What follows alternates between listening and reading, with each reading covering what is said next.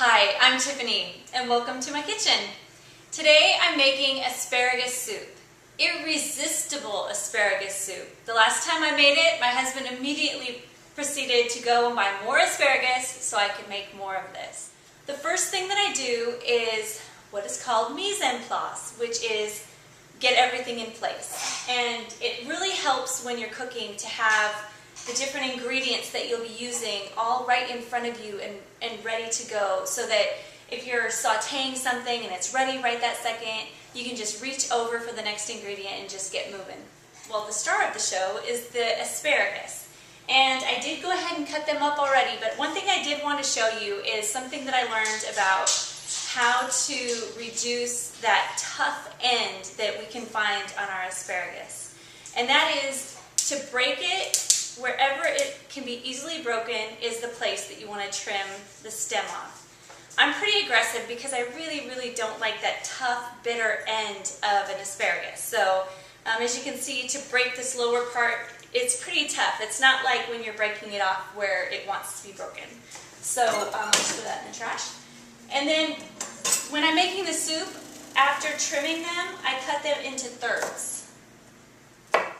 The next thing I'll do is go ahead and put a little oil in my saucepan, and I'm going to put it on medium-high. I want to get a really good brown on the asparagus. My oil's nice and hot, so I'll put the asparagus in. You can hear the water hitting the hot oil, and that's why you get that sound and so much steam.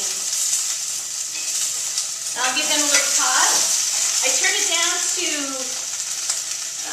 medium.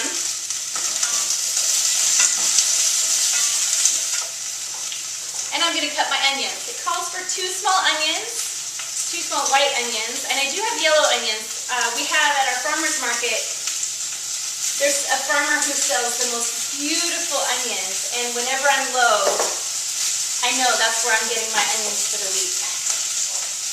So I cut the onion in half. I cut the stem side off, and then cut it in half right through this bulky side, the bottom side. And then I'll just peel off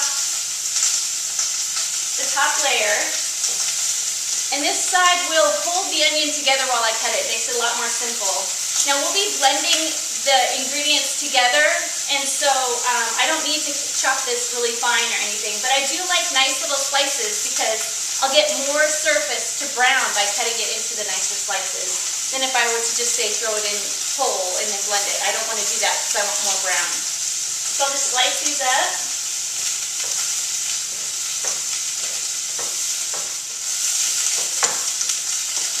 Give my asparagus a little toss.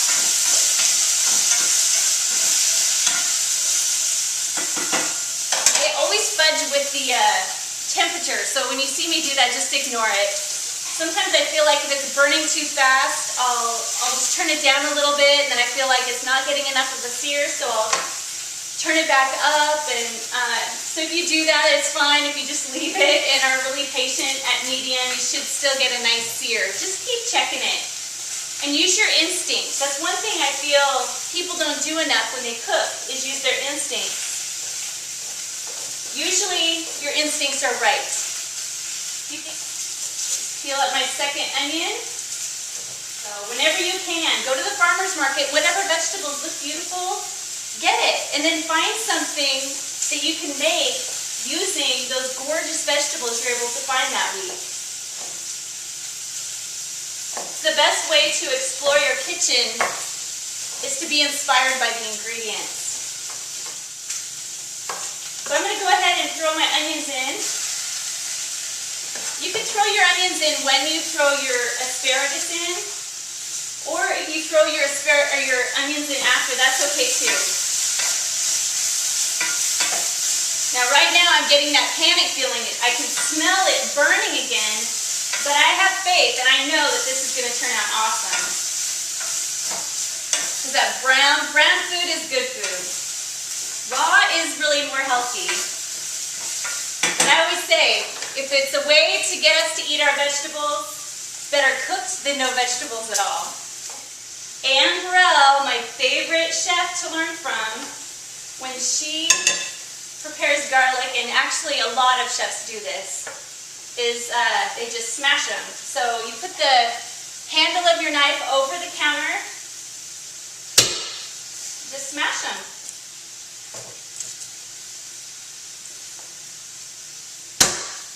A lot of chefs use the palm of their hand, and every time I watch a chef that inspires me who does that, I go back to my kitchen and I use the palm of my hand, and inevitably every time I get a big old bruise right on my wrist. So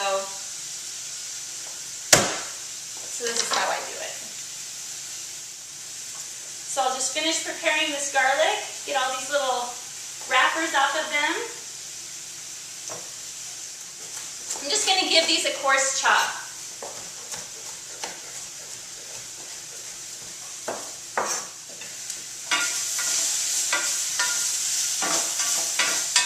I've got a gorgeous brown on the asparagus and the onions. What I'll do now is watch it and continue to stir until I feel that the asparagus are cooked perfectly. The thicker stems just take a little bit longer to cook than the tips. But I want those stems nice and cooked.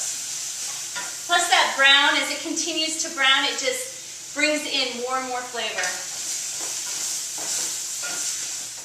I'm going to go ahead and add my spices and the garlic.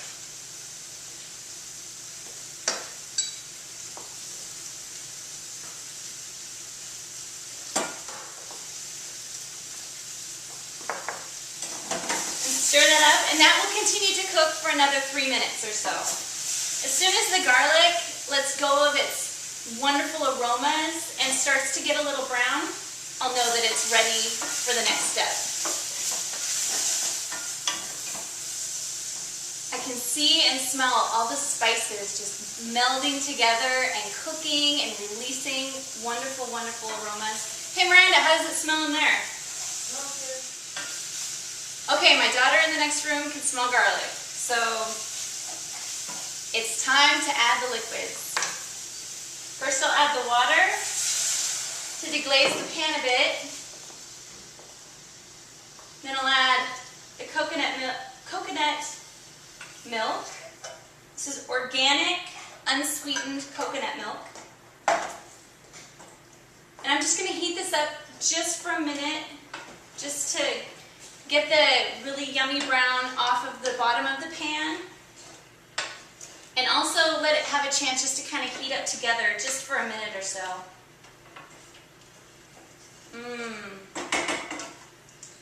Smells amazing.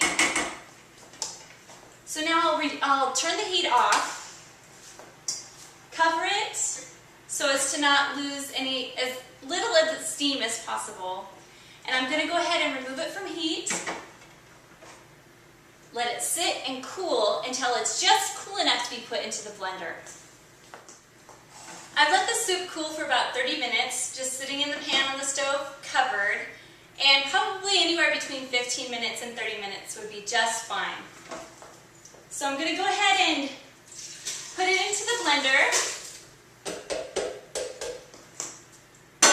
and give it a taste. We can't forget to taste it. Oh my gosh, it is so good. We'll taste it again after it's blended. We'll blend it.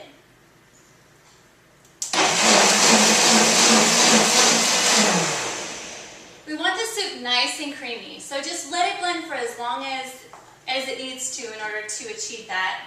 And I got a clean spoon. I'm going to taste it again. Taste, taste, taste. Oh my gosh, it's blended perfectly. And the flavor is delicious. It is a great balance of sweet and salty, very Asian, very green. It's delicious. So I'll go ahead and serve this up and eat it. We'll be eating it as soup, but also using it in pasta. So I hope you're able to go and enjoy this amazing asparagus soup yourself. Now, if I had blended it and it needed a little bit of salt or a little bit of pepper or anything, some kind of tang, usually if I feel like there's a tang that needs to happen, I'll add a little bit of lemon juice, or usually what happens is I get to this point, I'm like, oh, it needs some kind of spice, it needs a kick. And so I'll add either cayenne or red pepper flakes. In this case, I'm not going to give it a kick because it is so beautiful in a bowl with a little bit of red pepper flakes. So go ahead and dish up and enjoy and have a great day. And don't forget, before you leave the site today, tell me one thing you're going to do to help you feel better and look even more fantastic than you did yesterday. Bye!